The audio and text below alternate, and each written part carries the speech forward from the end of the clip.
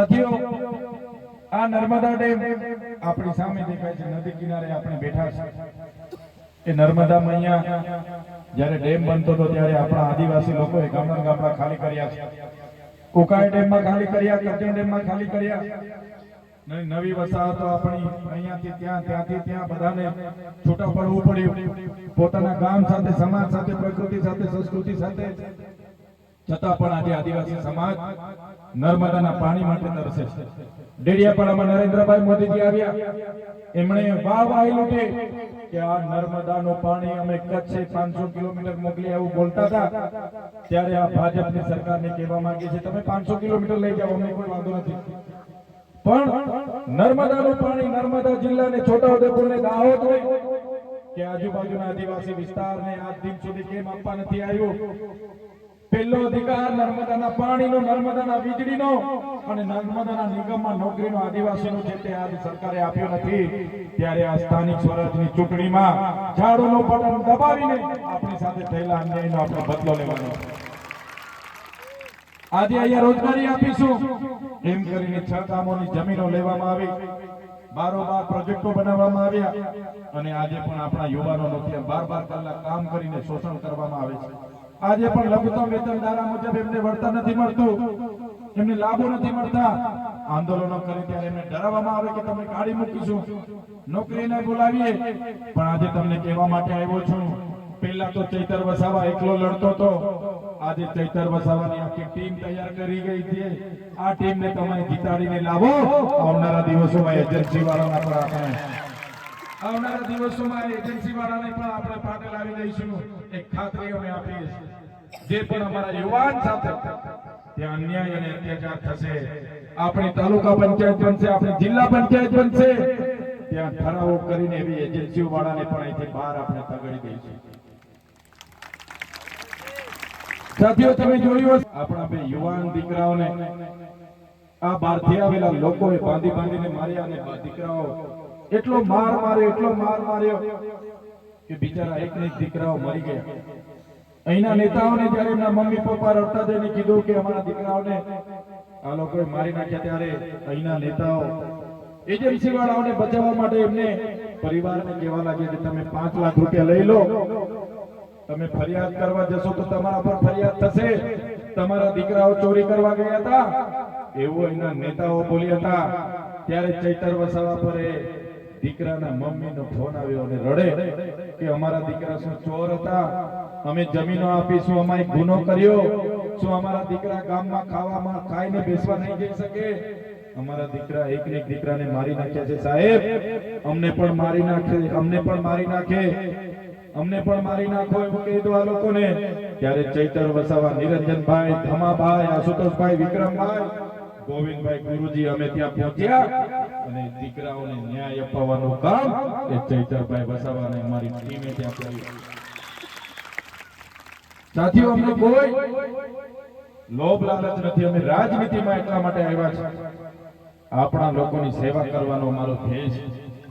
હું પણ વિસ્તરણ અધિકારી હતો, નિરંજનભાઈ પણ પોતાના હોટલના ધંધામાં હતા, બધા પોતાના ધંધામાં હતા। અમને શું જરૂર પડી કે અમારે પોલીસ સાથે માથાકૂટ કરવી પડે? શું જરૂર પડી કે અમને એસપી કલેક્ટર સાથે લડવું પડે? શું જરૂર પડી કે અમારે પરિવાર સાથે અમને જેલો વેઠવી પડે? સાથીઓ, અમારા કોઈ ઝઘડા નથી, અમારી કોઈ કલેક્ટર સાથે જમીનના ઝઘડા નથી, અમારા કોઈ 2 નંબરના ધંધા નથી। પણ જ્યારે કેવડિયાની બેન સાથે અત્યાચાર થાય, કેવડિયાના વડીલ સાથે અત્યાચાર થાય, ત્યારે ચૈતર વસાવા અહીંયા ચૂંટણી લડવા નથી આવતા। છતાં પણ સૌથી પહેલા કોઈ આવતું હોય કેવડિયાના લોકો માટે તો ચૈતર વસાવાને અમારી ટીમ આવી। અમે ક્યારે ડર્યા નથી, તમારી સાથે લડતા અમારી પર પણ કેસો થયા છે। અમારા મહામંત્રી આશીષભાઈને પૂછી લેજો, અમારા પિન્ટુભાઈને પૂછી લેજો, અમારા એના સાથીઓ તમામ યુવાનોને પૂછી લેજો, જ્યારે કેવડિયાની લડત લડતા હતા અમારા પર 2 એફઆઈઆર થઈ છે। આ શકુંતલાબેન એના સાક્ષી છે, એક એફઆઈઆર માં અમે 70 જણ હતા, તારીખ પર તારીખ 3 વર્ષ કેસ ચાલ્યો, અમે નિર્દોષ જાહેર થયા। બીજો એક કેસ હતો, એમાં અમારી 14 જેટલી 4 વ્હીલો જપ્ત કરવામાં આવી, અમારી 22 જેટલી ટુ વ્હીલો જપ્ત કરવામાં, અમારા મંડપથી માંડીને તમામ સામાન જપ્ત કરીને આ પોલીસ દ્વારા ખોટી FIR કરી અમને જેલમાં લઈ ગયા. 2 નાઈટ અમને જેલમાં રાખ્યા, એમાં પણ અમે નિર્દોષ થયા. કહેવાનો મતલબ આગળ પણ અમે લડ્યા છે તમારા માટે, આજે પણ લડીએ છીએ અને અમારી ટીમને તમે મજબૂત કરશો, આવનારા દિવસોમાં વધારે તાકાતથી તમારા માટે લડીશું. આજે ચૈતર વસાવાની લડતને તોડવા માટે આજે ડેડિયાપાડામાં જ્યારે ચૈતર વસાવા ધારાસભ્ય નહોતો ત્યારે અઠવાડિયું તલાટી કમ મંત્રી ના મળે, તલાટી મંત્રી ના મળે ગામડે. આજે ચૈતર વસાવાને જનતાએ 1 લાખથી પણ વધારે મત આપ્યા. આજે અઠવાડિયે મંત્રીઓ આવે છે. આજે પણ પાણી પુરવઠા મંત્રી અમારા ગામડે ગામડે આટા મારે છે. એના પહેલા વન મંત્રી આવ્યા હતા, એના પહેલા આરોગ્ય મંત્રી આવ્યા હતા, એના પહેલા માર્ગ મકાન મંત્રી આવ્યા હતા, એના પહેલા નાયબ મુખ્યમંત્રી આવ્યા હતા, એના પહેલા મુખ્યમંત્રી આવ્યા હતા, 3 મહિના પહેલા વડાપ્રધાન પણ આવ્યા. આ જો તાકાત હોય, આ તમારી તાકાત છે કે ડેડિયાપાડામાં બધા આટા મારતા થઈ ગયા છે. કેમ કે એમને થયું કે આ ડેડિયાપાડાના લોકોની જાગૃતતા આજે કેવડિયામાં પણ પહોંચી છે, ડેડિયાપાડાના લોકોની એકતા આજે દાહોદમાં પહોંચી છે, છોટાઉદેપુરમાં પહોંચી છે. જો ચૈતર વસાવાની સાથે લોકો જાગૃત થશે, એક થશે, તો એ લોકો શિક્ષણ માંગશે, રોજગાર માંગશે, એમની જમીનો માંગશે, જંગલ જમીનો માંગશે. ત્યારે આપણે શું કરીશું? એમને દબાવો, ડરાવો, એમ કરીને ચૈતર વસાવાને બે આટા હમણાં પણ જેલમાં નાખ્યા.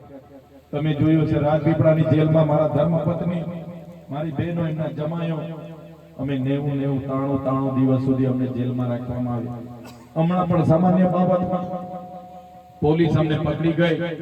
અમારા વકીલ નિરંજનભાઈ, આશુતોષભાઈ, અમારા વિક્રમ કાકા, બધા ગોવિંદ ગુરુજી બધા રાતે આવ્યા કે ચૈતરભાઈ નો અમે ટિફિન લાવ્યા છે, એમના કપડા લાવ્યા છે, એમને જમવાનું અપાવ્યા છે. 2 વાગ્યા સુધી એક બાજુ વરસાદ પડે અને પોલીસ એમને મળવા ના દીધું, કપડા ના આપવા દીધા. બીજા દિવસે મને કોર્ટમાં રજૂ કર્યો. મારા વકીલો ગેટ પર આવ્યા કે અમે વકીલ છે ચૈતરભાઈના, ગોપાલભાઈ થી માંડીને બધા વકીલો પગે પડે કે અમને કેસ લડવા દો. કેસ નહીં લડવા દીધો. મારા જામીન રદ કરાવવામાં આવ્યા. મને વડોદરાની સેન્ટ્રલ જેલમાં લઈ જઈને અંધારી કોઠડીમાં રાખવામાં આવ્યો. તમે વિચાર કરો, એવો તો શું ગુનો કર્યો તમે? શું આદિવાસી માટે લડવું એ મારો ગુનો હતો? શું કેવડિયાવાળા માટે ઉભા રહીને લડવું એ મારો ગુનો હતો? શું અમારા યુવાનોને મારી નાખે એમને ન્યાય અપાવો શું અમારો ગુનો હતો? નહીં, પણ તમને બધાને એક કરીને તમારા ન્યાયની વાત કરું એ મારો ગુનો. મને 1 અઠવાડિયું નહીં, 1 મહિનો નહીં, 80 દિવસ આ વડોદરાની અંગ્રેજોની સેન્ટ્રલ જેલમાં મને રાખવામાં આવ્યો. મને ડરાવવામાં આવ્યો, ધમકાવવામાં આવ્યો અને મને કહેવામાં આવ્યું કે તમે કેમ કેવડિયાવાળા માટે લડો, તમે કેમ આદિવાસી માટે લડો, તમે કેમ સરકાર સામે આંદોલન કરો. ત્યારે પણ આ તમારા દીકરાએ એ ભાજપ વાળાને ત્યારે પણ જેલમાં કીધું હતું કે અમારા ભગવાન બિરસા મુંડા, અમારા પૂર્વજ, એ પણ અમારા અધિકારો માટે લડતા જેલમાં શહીદ થયા હતા. આ ચૈતર વસાવા પણ આદિવાસીના દીકરા છે. તમારી જેલોથી અમે ડરવાના નથી. એમણે કીધું કે તમને મંત્રી બનાવી દઈએ, તંત્રી બનાવી દઈએ. તમારા મંત્રી બનવાથી અમારા બંગલાઓ તો થઈ જશે, તમારા મંત્રી બનવાથી અમારી ગાડીઓ, અમારી પ્રોપર્ટી, અમારી પૈસા થઈ જશે. તમારા મંત્રી બનવાથી જે પોલીસ અમને આજે ઉચકી જાય છે એ પોલીસ સલામ કરતી થઈ જશે. પણ જે કેવડિયાના લોકોએ, જે ગરુડેશ્વરના લોકોએ આ ચૈતર વસાવા પર આટલી નાની ઉંમરે વિશ્વાસ મૂક્યો છે, મારા પર જે ભરોસો મૂક્યો છે કે અમારા માટે લડશે, અમારા માટે લડશે, એ ભરોસો મેં ક્યારેય તોડવા નથી માંગતો. આજે જે મારી માતાઓએ, મારા બહેનોએ જે ફૂલહાર લઈને અમારું સ્વાગત કર્યું, એ જ અમારી મૂડી છે, એ જ અમારી તાકાત છે, એ જ અમારા પૈસા છે. ત્યારે સાથીઓ, બસ અમને તમારા પર વિશેષ અપેક્ષાઓ નથી, પણ આજે અમારા સાથી ઉમેદવાર ધમાભાઈ, શકુંતલાબેન, આશુતોષભાઈ અને બધા જ લોકો બહુ મોટી અપેક્ષા લઈને અમે તમારી વચ્ચે આવ્યા છે. 5 વર્ષથી આપણે અનેક મુદ્દે બધા સાથે રહીને લડીએ છીએ. હવે લોકશાહીમાં તમારા પર મતનો અધિકાર છે. તમારો એક મત ખરીદવા માટે આ લોકો આવશે, ઘરે ઘરે આવશે ને 500 રૂપિયા આપશે કે તમારા મત અમને આપજો. 2000 રૂપિયા આપશે, 5000 રૂપિયા આપશે. એ મત આપજો, મત આપજો, મત આપજો. અમારી પાસે એટલા પૈસા નથી, પણ હું તમને ગેરંટી આપું છું, તમે જો અમારા ઉમેદવારોને ચૂંટીને લાવશો 5 વર્ષ દરમિયાન તમારે રાતે 12 વાગે પણ કામ પડશે, 12 વાગે આવીને ઊભા થઈ જશે એવા લોકો તમારી વચ્ચે છે. કાલે ગામમાં કોઈ નહીં, દુઃખનો પ્રસંગ હશે, સુખનો પ્રસંગ હશે કે કોઈને ત્યાં મયત થઈ હશે, તો પણ આપણા ધમાભાઈ, આપણા વર્ષાબેન, આપણા આશુતોષભાઈ આવીને કહેશે ચિંતા ના કરતા. આપણા પિન્ટુભાઈ આવીને કહેશે કે હું ઊભો છું, હું બેઠો છું, કઈ ઘટે તો કેજો, ચિંતા ના કરતા. એવા સામાન્ય લોકોને આપણે ટિકિટ આપી. એમની પાસે એટલા પૈસા નથી, અને જે પૈસા વાળા છે એ પણ એમના પોતાના મકાઈ વેચીને પૈસા નથી ભેગા કર્યા, એમણે કોઈ કપાસ ખેતી કરીને પૈસા નથી ભેગા કર્યા, એમણે કોઈ કેળા વેચીને પૈસા નથી ભેગા કર્યા. એ લોકોએ જનતાના પૈસા, તમારા પૈસા, ગ્રાન્ટના પૈસા તમારા સુધી પહોંચવા નથી દીધા, કૌભાંડ કર્યા, ભ્રષ્ટાચાર કર્યા અને ઘરે ભેગા કર્યા છે. એ જ પૈસા લઈને આ વખતે તમને આપવા આવવાના છે. ત્યારે તમને 500 રૂપિયા આપ્યા, 1000 માંગી લેજો, પણ તમારો મત એ ઝાડુને આપજો, ઝાડુને આપજો, વિનંતી કરવા. એ પૈસા કોઈ એમના કપાસના પૈસા નથી, આપણી ગરીબ જનતાના વિકાસ માટે આવેલા પૈસા, એના બંગલા બનાવેલા છે, એના ઘરે મૂકેલા છે. શાસક પક્ષમાં રહીને એ જ પૈસા આપણા ચૂંટણીમાં હજારો, 10,000, 15,000 આવશે, કઈ વાંધો નથી, પણ તમારો મત એ 5 વર્ષના તમારા કામ કરનારને વ્યક્તિને આપજો, વિનંતી કરવા માટે આવ્યો છે. આજે અમારે પર તમે જોઈ લીધું, તમારા માટે, આદિવાસી માટે લડીએ. આ સરકારની નીતિ સારી નથી. આજે પણ ડેડિયાપાડામાં મને પ્રવેશબંધી ફરમાવેલી છે. આજે પણ ચૈતર વસાવા ડેડિયાપાડાના હાથમાં પ્રવેશ કરે તો ફરી જેલમાં લઈ જવાનું એમણે સૂચવેલું છે. આજે 9 થી 10 મહિના થયા, ડેડિયાપાડામાં મને જવા દેવામાં નથી આવતો. ત્યારે ડેડિયાપાડાની, ભલે ડેડિયાપાડામાં મને જવા નથી દેવામાં આવતો. આ અંકલેશ્વર હોય, આ અમારા કેવડિયા હોય, ગરુડેશ્વર, અમારા ભાણાદરા હોય, બધા જ મારા કાર્યકરો છે, બધા જ મારા માતાઓ છે, બહેનો છે. કોઈના પણ ઘરે અમે જતા રહીએ તો અમને તો ચા નાસ્તો ને જમવાનું પહેલા પૂછે છે. એ ઇજ્જત અમે તમારા પરથી કમાયેલા છે. ત્યારે ડેડિયાપાડા એમના પ્રોગ્રામો કરવા માટે, ચૈતર વસાવાને પાડી દેવા માટે આજે પ્રવેશબંધી છે. 9-10 મહિના થઈ ગયા. ડેડિયાપાડાના લોકોએ મને 1 લાખથી પણ વધારે મત આપીને ધારાસભ્ય બનાવ્યો. ત્યાં મારું કાર્યાલય છે, મારું ગામ બોગજ ગામ ત્યાં છે, મારું ઘર છે, મારો પરિવાર છે, પણ આજે મને ત્યાં જવા દેવામાં નથી આવતો, લોકોના કામ કરવા દેવામાં નથી આવતો.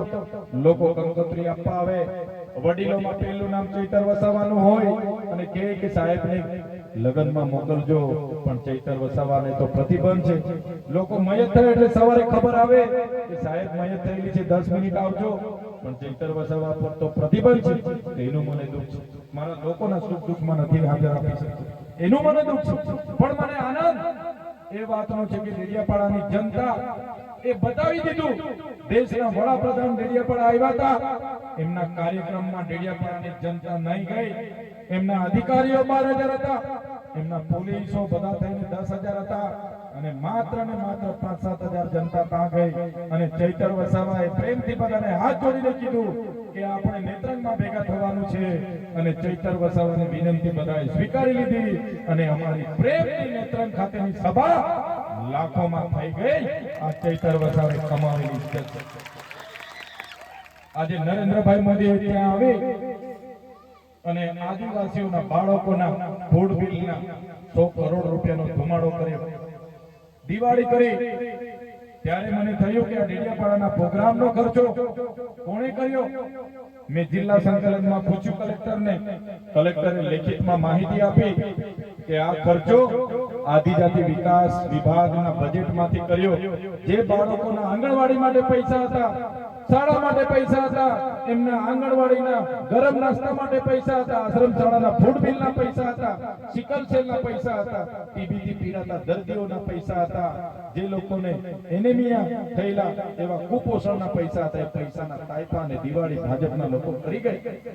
મેં કલેક્ટરને કીધું નરેન્દ્રભાઈ મોદી આવે, મને કોઈ વાંધો નથી, દેશના વડાપ્રધાન શ્રી આવે જાય, પણ એ આવતા હોય તો સાંસદના ઘરેથી તમે 200 કરોડ રૂપિયા ખર્ચો કરો, ચૈતર વસાવાને વાંધો નથી. મુખ્યમંત્રીના ઘરેથી તમે 500 કરોડનો ખર્ચો કરો, ચૈતર વસાવાને વાંધો નથી. તમારે ભારતીય જનતા પાર્ટીના 10,000 કરોડમાંથી 1,000 કરોડનો ખર્ચો કરો, ચૈતર વસાવાને વાંધો નથી. પણ આદિવાસીના કુપોષિત બાળકોના ખોરાકના પૈસા તમે દિવાળી કરો એ ચૈતર વસાવા ચલાવવાના નથી. મેં સખત વિરોધ કર્યો વિધાનસભામાં. આજે વિધાનસભામાં અમે આદિવાસીઓ માટે લડીએ એટલે વિધાનસભા લાઈવ કરવામાં નથી આવતા. આજે વિધાનસભામાં જે લોકો આવે છે તે જાણે છે. એટલે કહેવાનો મતલબ સડકથી લઈને વિધાનસભા સુધી હર હંમેશ અમે લડીએ છીએ તમારા માટે. બસ તમારો સહકાર જોઈએ છે. કેમ કે હાલમાં હું એકલો ચૂંટાયેલો ધારાસભ્ય છું. એક બાજુ સરકાર છે, એમની પોલીસ છે, આર્મી છે, એસઆરપી છે, કોર્ટ કચેરી એમની છે, કલેક્ટર એમના છે, એસપી એમના છે. હું એકલો માણસ, નાનો માણસ ના પહોંચી વળું. એટલા માટે આવનારા દિવસોમાં તમારે તાલુકા અને જિલ્લા પંચાયતના ઉમેદવારને જીતાડવા માટે તમારે સમય કાઢવો પડશે. આજુબાજુના વિસ્તારમાં જવું પડશે, બધાને ફોન કરવા પડશે, કહેવું પડશે કે એક મોકો આપણે આમ આદમી પાર્ટીને લાવવાનો છે.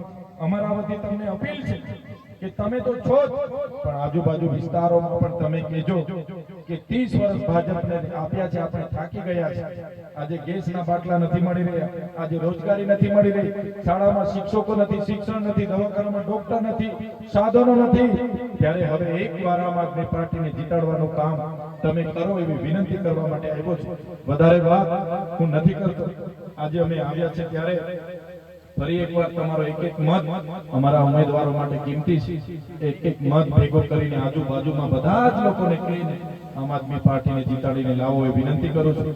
આજે આવ્યા અમે ગામના વડીલો, આજુબાજુ ગામના વડીલો, માતાઓ, બહેનો, ભૂલકાઓ, બધા જ લોકો જમવાનું ભૂલીને, જમવાનો સમય હોય તો પણ જમવાનું છોડીને બધા આવ્યા, અમારું સ્વાગત કર્યું, સન્માન કર્યું અને અમને શાંતિથી સાંભળ્યા. અને તમારી ઉપસ્થિતિ બતાવે છે કે તમારો બધાના આશીર્વાદ એ અમારી સાથે છે અને એ જ અમારી તાકાત છે, એ જ અમારી હિંમત છે.